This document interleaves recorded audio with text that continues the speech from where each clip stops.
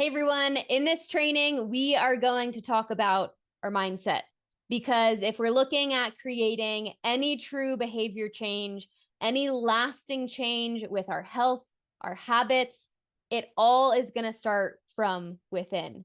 And if that's something that you're feeling hesitant about, I'm just going to ask you to kind of leave your ego at the door. And when I'm talking about it starting from within, I'm not talking about being woo woo. We just need to get super in touch with our emotions and feelings.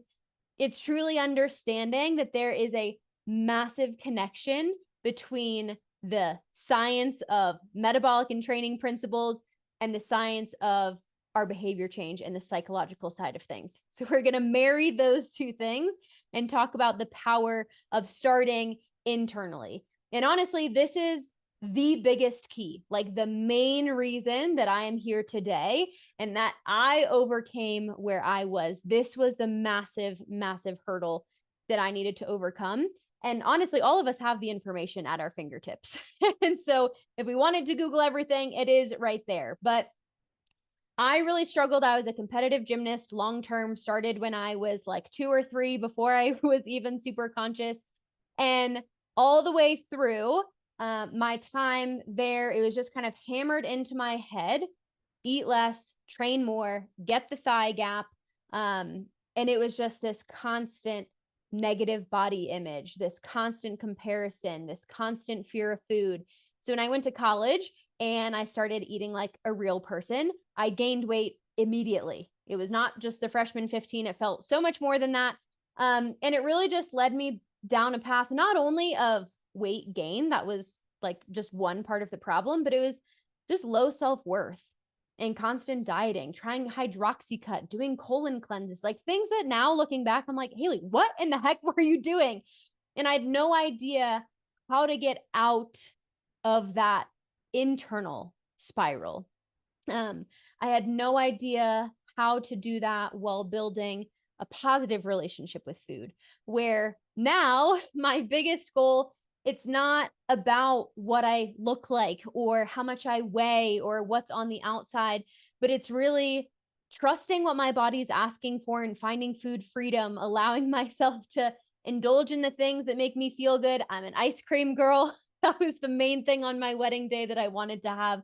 But just understanding how to do that without feeling like A, it was sabotaging my results, or B, sabotaging my happiness, my connection, how I want to show up for my family, for my kids. Like that's what needed to happen for me. And so when I say that I want to help you fall back in love with what your body can do, that's what I'm talking about. And we have to start on the inside. The outside is going to be the side effect of our behaviors. It's not just me. It's over 700 women that I have coached as well, from all backgrounds, all body types, all ages, all stages of life, all dieting histories, so many other pieces to their story. And so many of them will kind of say to you like, okay, I maybe came in for something external where I wanted this thing, but the true change I made was actually internal. It was my mindset. So looking at actually feeling strong and having faith in being able to make those changes. Feeling stronger in my head feels clear. I don't feel scared. I feel like I got this. Like that's the whole truth for them.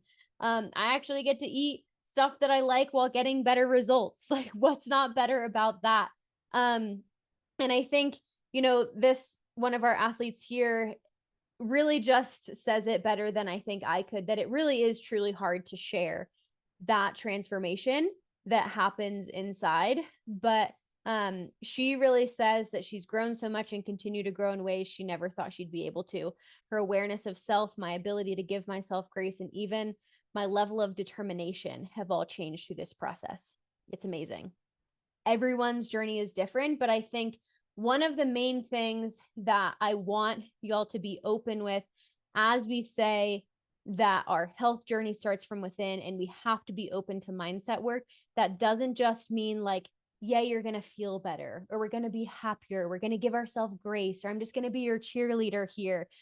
It's really about being able to balance grit and grace. And that's, if you're anything like me, like I am a hard charger. I like to kind of put my all into everything. And that's allowed me to be super, super successful. I would say I'm like a recovering perfectionist from that end. And that was really challenging for me to not have that spill into my nutrition and training, and definitely dove into some self-sabotaging patterns. But we don't need to completely eliminate that. And so as we talk through that behavioral change, I just want y'all to keep that in mind, that we're not just talking about like solely feeling better. We're talking about understanding how to work within ourselves to be the best version of ourselves. Our mindset is truly going to unlock it all. And Carol Dweck says it so beautifully when she said, the view you adopt for yourself profoundly affects the way you lead your life.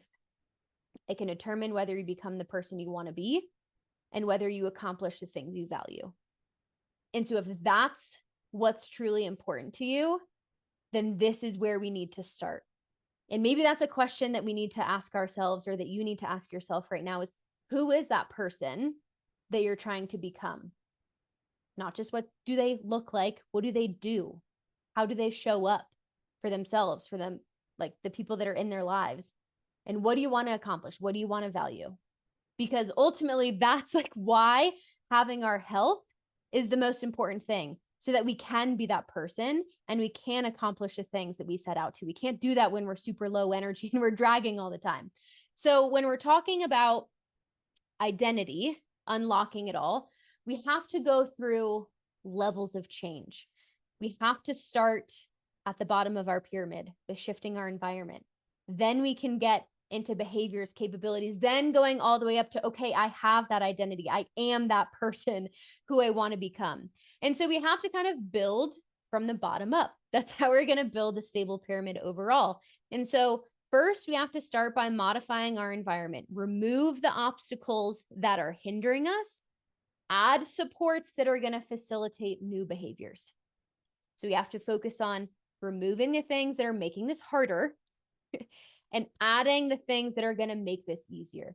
So it's going to start with some basically like environment modification. That's the first way of going about it.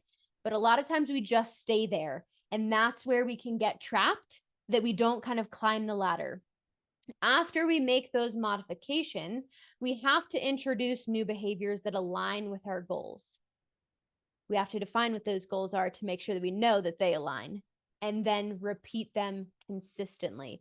It becomes a repeated behavior that we do over and over and over again. It's not a once-off. It's not that we are constantly changing things or program hopping or looking for the next best thing. It's understanding that we're aligning our behaviors and we're allowing our environment to help us get there easier. When we do that, then we start to shift our capabilities, what we're truly capable of.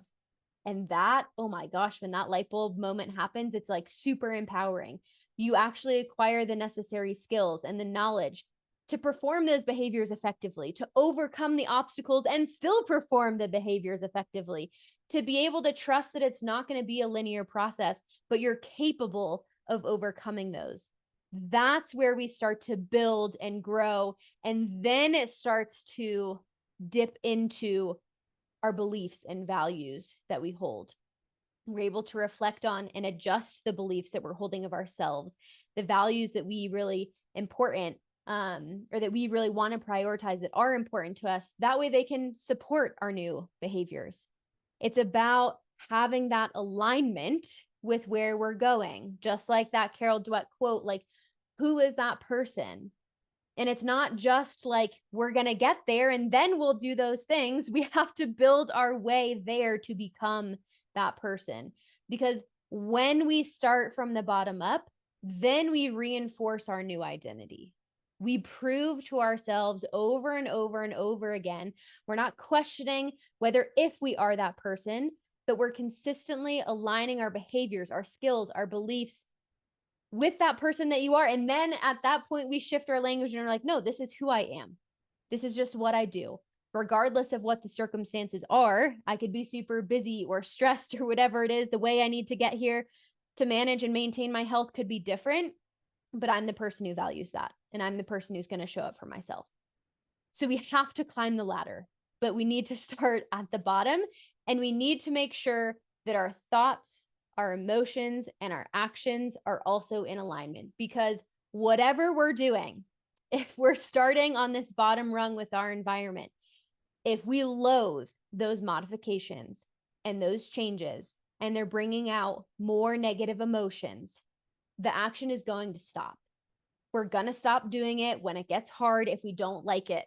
So we need to make sure that the thoughts that we're having, the emotions that we're feeling, the actions that we're eliciting are all aligning to that person that we want to become. That's how we're going to start to build that kind of consistent and sustainable action. And so it's going to start with our thoughts, recognizing what the goal is. What do you want? Like, name it for yourself. I want to improve my health. I want to move regularly. I want to eat nutritious food. I want to have energy for my family. Whatever it is, recognizing that there's a goal and like feeling that belief, thinking and starting to put that into yourself. Like, okay, I believe that I'm capable of making these positive changes. I can do this. Like, those are thoughts that we have towards the beginning of our journey. And that can really like spark some motivation. We start to feel pretty good at the beginning of our journey. Like, we can envision what it's going to look like. We can like kind of see the plan coming all together. We can start to feel what it's like to have more energy. We can imagine what it's like to feel more confident overall. And so when we start to have those more aligned and positive thoughts, then we're going to have more positive emotion. There's this like positive anticipation. There's excitement. There's hope. There's like the potentiality of the outcomes of healthier habits, of what it could be. And sometimes we get scared here because we can feel like it's too good to be true.